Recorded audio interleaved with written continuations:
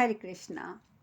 संजय जी कहते हैं, राजन, कुरुकुल के उन दोनों प्रमुख वीरों के उस संग्राम को उत्तरोत्तर बढ़ता देखकर अर्जुन ने यशस्वी भगवान श्री कृष्ण से पूछा, जनार्दन, आपकी राय में इन दोनों वीरों में इस युद्ध स्थल में कौन बड़ा है अथवा किसमें कौन सा गुण अधिक है? भगवान श्री कृष्ण बोले, अर्जुन, इन दोनों को शिक्षा तो एक सी ही मिली है, परंतु भीमसेन में बल अधिक है और यह दुर्योधन उनकी अपेक्षा अभ्यास और प्रयत्न में बढ़ा चढ़ा है। हमने सुना है कि देवताओं ने पूर्व काल में माया से ही असुरों पर विजय पाई थी और इंद्र ने माया से ही विरोचन को परास्त किया था। बलसूदन इंद्र ने माया से वृतासुर के तेज को नष्ट कर दिया था। इसीलिए भीमसेन भी यहाँ मायामय पराक्रम का ही आश्रय ले तो उत्तम है। धनंजय, जुए के समय भीम ने प्रतिज्ञा करते हुए दुर्योधन से कहा था कि मैं युद्ध में गदा मारकर तेरी दोनों जांघें तोड़ डालूंगा। अतः शत्रुसूदन भीमसेन अपने उस प्रतिज्ञा का पालन करे और मायावी राजा दुर्योधन को माया से ही नष्ट कर डाले। यदि ये बल का सहारा लेकर न्यायपूर्वक प्रहार करेंगे तो राजा युधिष्ठिर बड़ी विषम परिस्थिति में पड़ जाएंगे। पांडुनंदन, मैं पुनः ये बातें कह देता हूँ, तुम उसे ध्यान से सुनो। धर्मराज के अपराध से हम लोगों पर फिर से भय आ पहुंचा है। महान प्रयास करके भीष्म आदि कौरवों को मारकर विजय एवं श्रेय यश की प्राप्ति की गई है और वैर का पूरा पूरा बदला चुकाया गया है। इस प्रकार जो विजय प्राप्त हुई थी उससे उन्होंने फिर संशय में डाल दिया है। पांडुनंदन, एक की ही हार जीत जीतने से सबकी हार जीत की शर्त लगाकर जो इन्होंने इस भयंकर युद्ध को जुए का दांव बना डाला है, ये धर्मराज ने बड़ी भारी नासमझी की है। दुर्योधन युद्ध की कला जानता है, वीर है और एक निश्चय पर डटा हुआ है। इस विषय में शुक्राचार्य का कहा हुआ ये कि एक प्राचीन श्लोक सुनने में आता है जो नीति शास्त्र के तात्विक अर्थ से भरा हुआ है। मैं उसे सुना रहा हूँ, उस श्लोक को सुनो। उन्होंने कहा है कि मरने से बचे हुए शत्रुगण यदि युद्ध में जान बचाने की इच्छा से भाग गए हों और पुनः युद्ध के लिए लौटने लगे हों तो उनसे डरते रहना चाहिए, क्योंकि वे एक निश्चय पर पहुंचे हुए होते हैं। उस समय में मृत्यु से भी नहीं डरते हैं। धनंजय, जो जीवन की आशा छोड़कर साहसपूर्वक युद्ध में कूद पड़े हों उनके सामने इंद्र भी नहीं ठहर सकते। इस दुर्योधन की सेना मारी गई थी, ये परास्त हो गया था और राज्य पाने की से निराश होकर वन में चला जाना चाहता था, इसीलिए भागकर पोखर में छिपा था। ऐसे हताश शत्रु को कौन बुद्धिमान पुरुष सम्रांगण में द्वंद्व युद्ध के लिए आमंत्रित करेगा? कहीं ऐसा ना हो कि हमारे जीते जी ये राज्य को दुर्योधन फिर हड़प ले। उसने 13 वर्षों तक गदा द्वारा युद्ध करने का निरंतर श्रम और अभ्यास किया है। देखो, ये भीमसेन की वध की इच्छा से इधर उधर ऊपर से नीचे की ओर विचर रहा है। यदि महाबाहु भीमसेन इसे अन्यायपूर्वक नहीं मारेंगे तो ये धृतराष्ट्र का पुत्र दुर्योधन ही आपका और समस्त कुल का राजा होगा। महात्मा भगवान केशव का ये वचन सुनकर अर्जुन ने भीमसेन की ओर देखते हुए अपनी बाईं जांग को ठोका। इससे संकेत पाकर भीमसेन रणभूमि में गदा द्वारा यमक तथा अन्य प्रहार के विचित्र मंडल दिखाते हुए विचरने लगे। राजन, पांडुपुत्र भीमसेन ने आपके पुत्र को मोहित करते हुए दक्षिण, वाम और गोमूत्रक मंडल में विचरण किया। इसी प्रकार गदा युद्ध की प्रणाली का विशेषज्ञ आपका पुत्र भी विचित्र पैंतरे बदलते हुए विचरने लगा। वैर का अंत कर देने की इच्छा से दोनों वीर चंदन और अग्रु से चर्चित भयंकर गदाएं घुमाते हुए कुपित काल के समान प्रतीत हो रहे थे। विचित्र पैंतरों से विचरते हुए दोनों इधर उधर जैसे लपटें बिखेर रहे थे। राजन, जैसे वायु से विक्षुब्ध हुए दो समुद्र एक दूसरे से टकरा रहे हों, मतवाले हाथी परस्पर चोट कर रहे हों, उसी प्रकार वहां एक दूसरे पर समान रूप से प्रहार करने वाले दोनों बलवान वीरों के परस्पर चोट करने पर गदाओं में टकराने की आवाज व्रज की कड़कड़ाहट के समान प्रतीत होने लगी। शत्रुओं को संताप देने वाले नरेश 2 घड़ी तक विश्राम करके पुनः विशाल गदाएं हाथ में लेकर दोनों ने युद्ध आरंभ किया। राजेंद्र, गदा की चोट से एक दूसरे को घायल करते हुए उन दोनों में खुले तौर पर युद्ध हो रहा था। जब अर्जुन ने छिद्र की ओर संकेत किया, तब कनखियों से उसे देखकर दुर्योधन सहसा भीमसेन की ओर बढ़ा। रणभूमि में उसे निकट आया देख बुद्धिमान भीमसेन ने उस पर वेग से गदा चलाई। उन्हें गदा चलाते देख आपका पुत्र सहसा उस स्थान से हट गया और गदा व्यर्थ होकर पृथ्वी पर गिर पड़ी। इस प्रहार से अपने को बचाकर आपके पुत्र ने बड़े वेग से गदा द्वारा ही भीमसेन पर आघात कर दिया। तदंतर 2 घड़ी तक भीमसेन भूमि पर पड़े रहे। अमित तेजस्वी भीमसेन को रोषपूर्वक धावा करने के लिए पुनः उठते हुए देखकर उन पर पुनः प्रहार की इच्छा व्यक्त की। राजन, भीमसेन को छलने के लिए आपके महामनस्वी पुत्र ने पहले वहां स्थिरतापूर्वक खड़े रहने का विचार किया और फिर उछलकर दूर जाने की इच्छा की। भीमसेन समझ गए कि दुर्योधन क्या करना चाहते हैं, अतः पैंतरे से छलने और ऊपर उछलने की इच्छा वाले दुर्योधन के ऊपर आक्रमण करके भीमसेन ने सिंह के समान गर्जना की। समस्त भूपालों के स्वामी वीर राजा दुर्योधन धाराशायी होने पर वहां बिजली की गड़गड़ाहट के साथ प्रचंड हवा के चलने के झोंकों से पृथ्वी पर जैसे सब कुछ गिर जाता है, गिर पड़े। पृथ्वी प्रति दुर्योधन के गिर जाने पर आकाश से पुनः शब्द और बिजली की कड़कड़ाहट धरती पर उल्काएं गिराने लगी।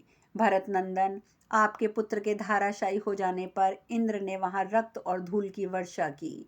भरत श्रेष्ठ, उस समय आकाश में यक्षों, राक्षसों, पिशाचों का महान कोलाहल सुनाई देने लगा। उस घोर शब्द के साथ बहुत से पशुओं की भयंकर आवाजें गूंजने लगी। जब आपका पुत्र मारा गिराया गया, उस समय इस भूतल पर भेरी, शंख और मृदंग बजने लगे। संपूर्ण दिशाओं में नाचते हुए पैर और भयंकर कमंद व्याप्त हो गए। आपके पुत्र के धाराशायी हो जाने पर वहां अस्त्र शस्त्र और ध्वजा वाले सभी वीर कांपने लगे। आपके पुत्र दुर्योधन के धाराशायी होने में स्त्रियों में पुरुषत्व और पुरुषों में स्त्रीत्व के सूचक लक्षण प्रतीत होने लगे। भरत श्रेष्ठ, ये अद्भुत उत्पात होने पर पांडवों सहित पांचाल मन ही मन उद्विग्न हो उठे। तदंतर देवता, गंधर्व और अप्सराओं के समूह आपके दोनों पुत्रों के अद्भुत युद्ध की चर्चा करते हुए अभिष्ट स्थान को चले गए। राजेंद्र, इसी प्रकार सिद्ध, वातक, चारण दोनों पुरुष सिंहों की प्रशंसा करते हुए जैसे आए थे वैसे ही चल पड़े। इस प्रकार श्री महाभारत शल्य पर्व के अंतर्गत गदा पर्व में दुर्योधन का वध विषयक 98वां अध्याय पूर्ण हुआ। संजय कहते हैं, राजन, दुर्योधन को ऊंचे एवं विशाल शाल वृक्ष के समान उसकी जांघों पर चोट करके गिराया गया देखकर समस्त पांडव मन ही मन प्रसन्न हुए और निकट जाकर उसे देखने लगे। समस्त सोमकों के ही सिंह के द्वारा गिराए हुए मदमक्त गजराज के समान जब दुर्योधन धाराशायी हुआ तो हर्ष से उनके अंगों में रोमांच हो आया। इस प्रकार दुर्योधन का वध करके प्रतापी भीमसेन उस गिराए गए कौरव राज के पास जाकर बोले, खोटी बुद्धि वाले मूर्ख, तूने पहले मुझे बैल बैल कहकर और एक वस्त्र धारिणी रजस्वला द्रौपदी को सभा में लाकर जो हम लोगों का उपहास किया था तथा हम सब के प्रति कटु वचन सुनाए थे, उस उपहास का फल तूने आज प्राप्त कर लिया है। ऐसा कहकर भीमसेन ने अपने बाएं पैर से उसके मुकुट को ठुकराया और उस राज सिंह के मस्तक पर पैर से ठोकर मार दी। नरेश्वर, इस प्रकार शत्रु सेना का संहार करने वाले भीमसेन ने क्रोध में आंखें लाल करके जो बातें कही उसे भी सुन लीजिए। जिन मूर्खों ने पहले हमें बैल बैल कहकर नृत्य किया था, आज उन्हें बैल बैल कहकर उस अपमान का बदला लेते हुए हम भी प्रसन्नता से नाच रहे हैं। छल कपट करना, घर में आग लगाना, जुआ खेलना, ठगी करना हमारा काम नहीं है। हम तो अपने बाहुबल का भरोसा करके शत्रुओं को संताप देते हैं। इस प्रकार भारी वैर से पार होकर भीमसेन धीरे धीरे हंसते हुए युधिष्ठिर, श्री कृष्ण, संजय गण, अर्जुन, माद्री कुमार, नकुल, सहदेव से बोले, जिन लोगों ने द्रौपदी को सभा में बुलाया, जिन्होंने उसे भारी सभा में निर्वस्त्र करने का प्रयत्न किया, उन्हीं धृतराष्ट्र के पुत्रों को द्रौपदी की तपस्या से पांडवों ने रणभूमि में मार गिराया, ये सब लोग देख लो। राजा धृतराष्ट्र के जिन क्रूर पुत्रों ने पहले हमें थोथे तिलों के समान नपुंसक कहा था, वे अपने सेवकों और संबंधियों सहित हमारे हाथों मार डाले गए हैं। अब हम भले ही स्वर्ग में जाएं या नरक में गिरें, इसकी चिंता नहीं है। और ये कहकर भीमसेन ने पृथ्वी पर पड़े हुए राजा दुर्योधन के कंधे से लगी हुई उसकी गदा ले ली और बाएं पैर से उसका सिर कुचलकर उसे छलिया और कपटी कहा। राजन, क्षुद्र बुद्धि वाले, भीमसेन ने हर्ष में भरकर जो कुरुश्रेष्ठ राजा दुर्योधन के मस्तक पर पैर रखा, उनके इस कार्य को देखकर सोमकों में जो श्रेष्ठ और धर्मात्मा पुरुष थे, वे प्रसन्न नहीं हुए, न उन्होंने उसके इस कुकृत्य का अभिनंदन किया। आपके पुत्र को मारकर बहुत बढ़ चढ़कर बातें बनाते और बारंबार नाचते कूदते हुए भीमसेन ने धर्मराज युधिष्ठिर महाराज से कहा की ओर देखा। उस समय धर्मराज युधिष्ठिर ने इस प्रकार कहा, भीम, तुम वैर से उऋण हुए। तुमने शुभ या अशुभ कर्म से अपनी प्रतिज्ञा पूरी की है, अब तो इस कार्य से विरत हो जाओ। तुम इसके मस्तक को पैर से ना ठुकराओ, तुम्हारे द्वारा धर्म का उल्लंघन नहीं होना चाहिए। अनग दुर्योधन राजा और हमारा भाई बंधु है, वह मार डाला गया है, अब तुम्हें इसके साथ ऐसा बर्ताव नहीं करना चाहिए। भीम, 11 अक्षौणी सेनाओं के स्वामी और अपने ही बांधव कुरुराज राजा दुर्योधन को पैर से ना ठुकराओ। इसके भाई और मंत्री मारे गए हैं, सेना नष्ट भ्रष्ट हो गई है और यह स्वयं भी युद्ध में मारा गया है। ऐसी दशा में राजा दुर्योधन सर्वथा शोक के योग्य है, उपहास का पात्र नहीं है। इसका सर्वथा विध्वंस हो गया है। इसके मंत्री, भाई, पुत्र सभी मार डाले गए हैं। अब इसे पिंड देने वाला भी कोई नहीं रह गया है। इसके सिवा ये हमारा भी भाई है। तुमने इसके साथ ये न्यायोचित बर्ताव नहीं किया जो तुमने इसे पैर से छुआ। तुम्हारे विषय में तो लोग पहले कहा करते थे कि भीमसेन बड़े धर्मात्मा हैं। भीम, वहीं आज तुम राजा दुर्योधन को ऐसे पैर से क्यों ठुकराते हो? भीमसेन से ऐसा कहकर राजा युधिष्ठिर दीन भाव से शत्रुदमन दुर्योधन के पास गए और अश्रु गदगद कंठ से बोले, तात, तुम्हें खेद या क्रोध नहीं करना चाहिए, साथ ही अपने लिए शोक करना भी उचित नहीं है। निश्चय ही सब लोग अपने पहले के किए हुए अत्यंत भयंकर कर्मों का परिणाम भोगते हैं। कुरुश्रेष्ठ, इस समय जो लोग हम लोग तुम्हें और तुम हमें मार डालना चाहते हो, यह अवश्य ही विधाता का दिया हुआ हमारे ही अशुद्ध कर्मों का विषम फल है। भरत नंदन, तुमने लोभ, मद और अविवेक के कारण अपने ही अपराध से भारी संकट प्राप्त किया है। तुम अपने मित्रों, भाइयों, पितृतुल्य पुरुषों, पुत्रों और पौत्रों का वध करा के फिर स्वयं भी मारे गए। तुम्हारे अपराध से ही हम लोगों ने तुम्हारे भाइयों को मार गिराया और कुटुंबीजनों का वध किया है। मैं इसे दैव का दुर्लग्न विधान ही मानता हूँ। अनग, तुम्हें अपने लिए शोक नहीं करना चाहिए, तुम्हारी प्रशंसनीय मृत्यु हो रही है। कुरुराज, अब तो सभी अवस्थाओं में इस समय हम लोग ही शोचनीय हो गए हैं, क्योंकि उन प्रिय बंधु बांधवों से रहित होकर हमें दीनतापूर्वक जीवन व्यतीत करना पड़ेगा। भला मैं भाइयों और पुत्रों की उन शोक विह्वला और दुख से डूबी हुई विधवा बहुओं को कैसे देख सकूंगा? राजन, तुम अकेले सुखी हो, निश्चय ही स्वर्ग में तुम्हें स्थान प्राप्त हो, हमें यहाँ नरक तुल्य दारुण दुख भोगना पड़ेगा। धृतराष्ट्र की वे शोकातुर और व्याकुल विधवा पुत्र वधुएं और पौत्र वधुएं ही निश्चय हम लोगों की निंदा करेंगी। संजय कहते हैं, राजन, ऐसा कह के धर्मपुत्र राजा युधिष्ठिर अत्यंत दुखी होकर, आतुर होकर लंबी लंबी सांसें छोड़ते हुए बहुत देर तक विलाप करते रहे। इस प्रकार श्री महाभारत शल्य पर्व के अंतर्गत गदा पर्व में युधिष्ठिर का विलाप विषयक 59वां अध्याय पूर्ण हुआ। धृतराष्ट्र ने पूछा, सूत, उस समय राजा दुर्योधन को अधर्म पूर्वक मारा गया देखकर महाबली मधुकुल शिरोमणि बलदेव जी ने क्या कहा था? संजय, गदा के विशेषज्ञ और उनकी कला के कुशल रोहिणी नंदन बलराम जी ने वहां जो कुछ किया वह भी मुझे बताओ।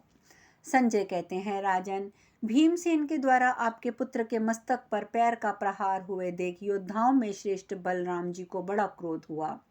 फिर वहां राजाओं की मंडली में अपनी दोनों बाहें उठाकर हलधर बलराम जी ने भयंकर अर्थनाद करते हुए कहा, भीमसेन तुम्हें धिक्कार है।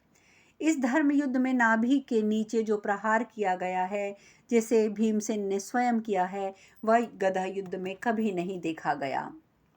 नाभि के नीचे आघात नहीं करना चाहिए, ये गदा युद्ध के विषय में शास्त्र का सिद्धांत है। परंतु ये शास्त्र ज्ञान से शून्य मूर्ख भीमसेन यहाँ स्वेच्छाचर से विचर रहा है। ये सब बातें कह के बलदेव जी का रोष बढ़ गया।